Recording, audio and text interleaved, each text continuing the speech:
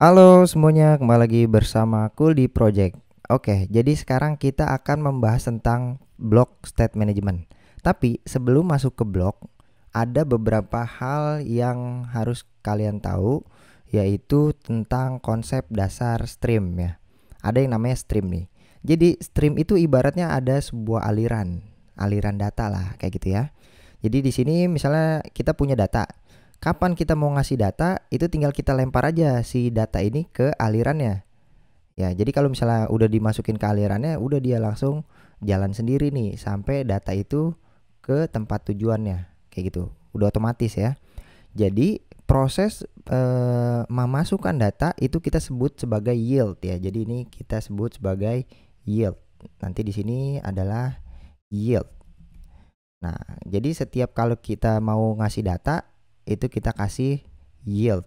Datanya kita menggunakan yield, nanti dia akan langsung dapat diterima datanya. Udah sesimpel itu. Itu adalah konsep dasar stream yang perlu teman-teman tahu. Nah, data ini kan kalau di sini kan berupa perahu nih. Nah, datanya ini bisa bebas ya. Misalnya kita bikin contoh kasus yang paling simple, yaitu increment. Di sini dia ngebawa angka 1. Oke, perahu 1 udah sampai nih. Oke, perahu 1 udah sampai. Nah, perahu 2 kita yield lagi. Nah, ini perahu kedua. Kita alirin lagi. Nah, ini perahu kedua. Nah, kita mau alirin lagi perahu ketiga. Kita yield lagi. Nah, nanti dia akan ngalir nih datanya. Oke, nah jadi ada 3 perahu di sini. Ya, konsep dasarnya sesimpel ya ngasih perahu kayak gini ya. Ada 3 data, tergantung kita yield. Pokoknya semua data yang kita lempar ke yield ya, menggunakan yield, maka dia akan mengalir datanya. Intinya seperti itu. Contoh kasus seperti ini. Kasus 3 perahu yang kita lempar dan itu asinkronus ya. Dia berjalan secara asinkronus. Contohnya seperti ini. Kita akan langsung aja prakteknya nih. Jadi kita teman-teman buat dulu Prater Project aplikasi ya. Jadi kita buat di desktop aja, namain aja latihan blok ya. Nah, kita buat dulu nih aplikasinya. Kalau misalnya kita udah buat aplikasinya, nanti kita tinggal running aja di sini. Oke. Nah, ini kita buat dulu aplikasinya. Aplikasi Flutter-nya. Kalau misalnya udah dibuat, nanti kita tinggal running aja. Oke, ini udah selesai nih. Oke, ini kalau kita tunggu komplit dulu. Oke, nah ini udah selesai nih ya. Nanti kan ini kan project awal ya. Jadi project awal nanti kita disuguhkan seperti ini nih. Ada increment ya. Jadi ini kita coba running aja. Run without debug. Project hasil dari kita di generate sama Flutter-nya tuh kayak gimana. Nah, ini kan project increment ya. Jadi ini kita cobain dulu. Kita tunggu sampai dia berhasil keinstall di iPhone kita nih. Kebetulan saya opennya pakai iPhone. Oke, kita tungguin dulu.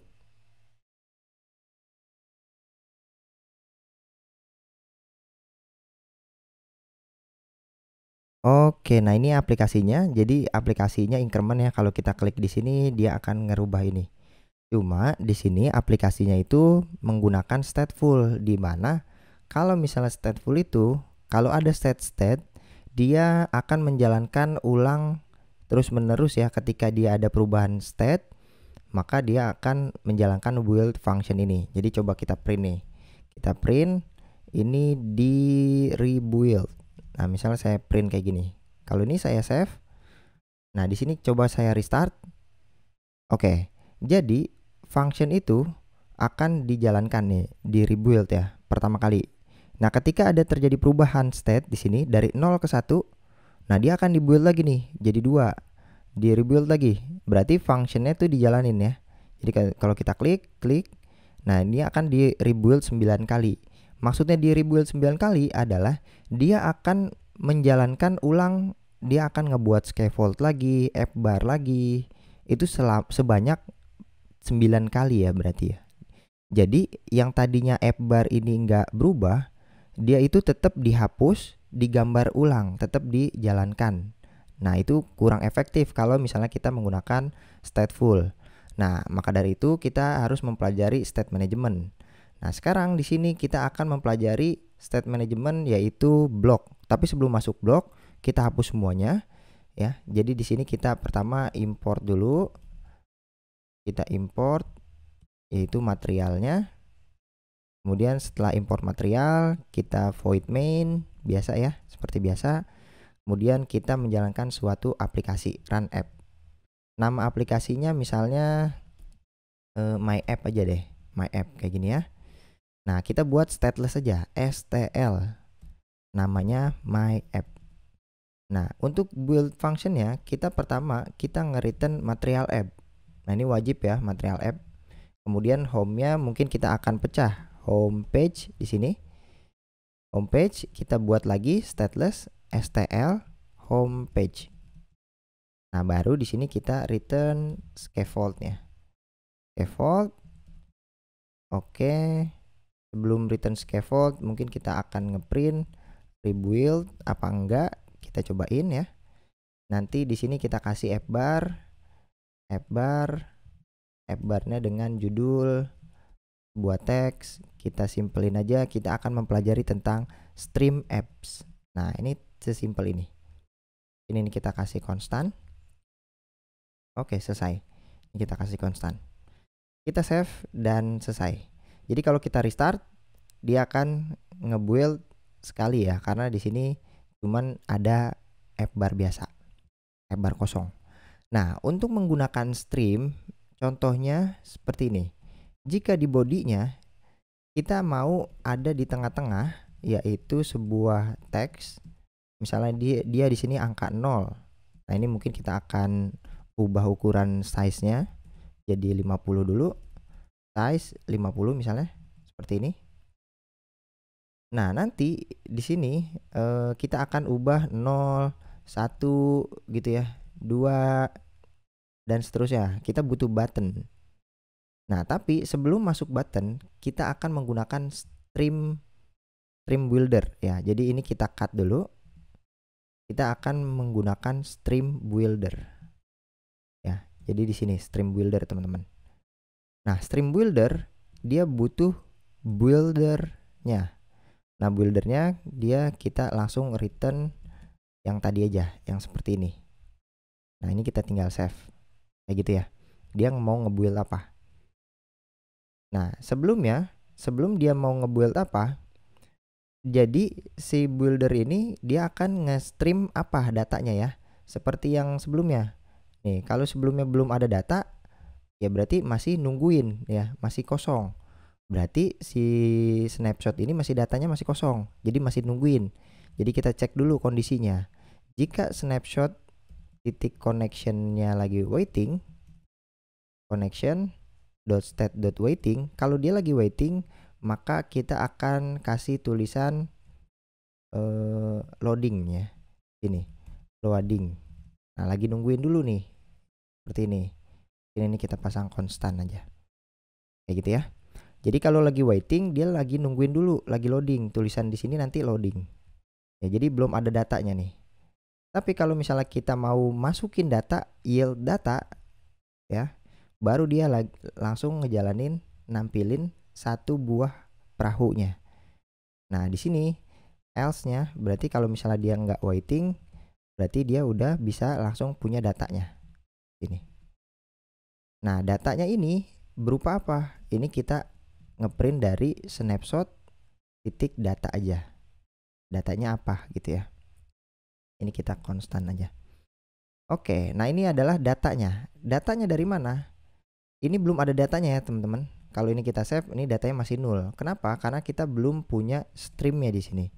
Kita mau memantau apa? Ya, jadi di sini kita mau memantau apa? Yaitu kita akan memantau banyak angka ya, angka. Jadi di sini kita bikin dulu tipenya stream. Tipe stream datanya itu nanti berupa angka 1, 2, 3 dan seterusnya ya. Jadi di sini kita tipenya integer aja. Nah, ini adalah kita sebut count stream. Ya, terserah teman-teman ya. Di sini bebas. Nah, untuk tipe data stream itu teman-teman harus menggunakan asinkronus bintang ya. Kalau menggunakan asinkronus biasa itu tipenya future ya. Jadi kalau mau ada tipenya stream, kita harus menggunakan asinkronus bintang. Nah, di sini fungsinya yield ya.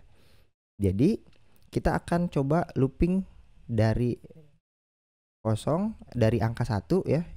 Dari angka 1 sampai I-nya itu angka 10.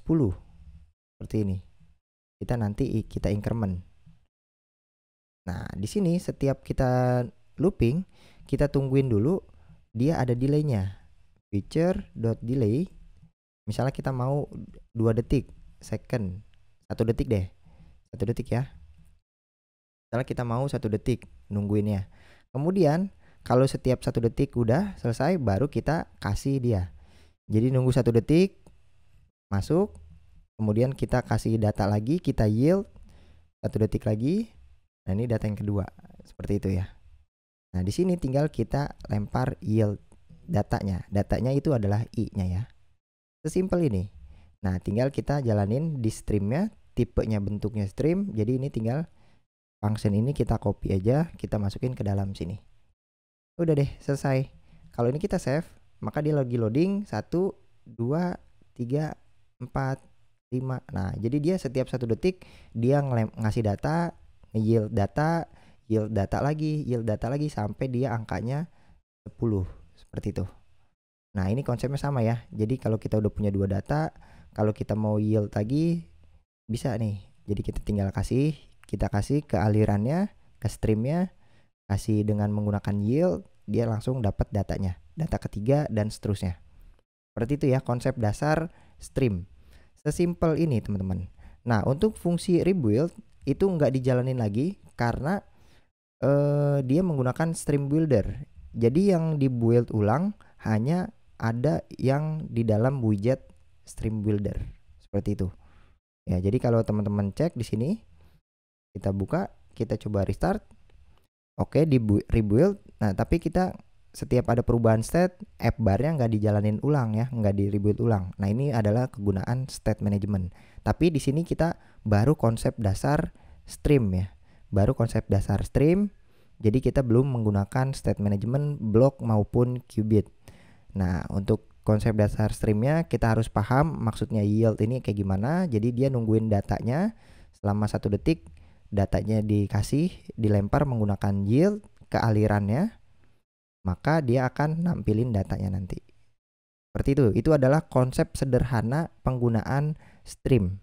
Oke. Jadi stream adalah kita melempar data ke dalam suatu aliran menggunakan yield. Nah, datanya diambil, dilempar selama berapa detik tergantung kita maunya di sini ya. Mungkin pembahasan stream kasusnya seperti ini. Semoga bisa dipahamin. Ini adalah konsep dasar banget ya. Nanti kita akan lanjut ke materi selanjutnya mengenai qubit. Oke? Ditunggu di video selanjutnya.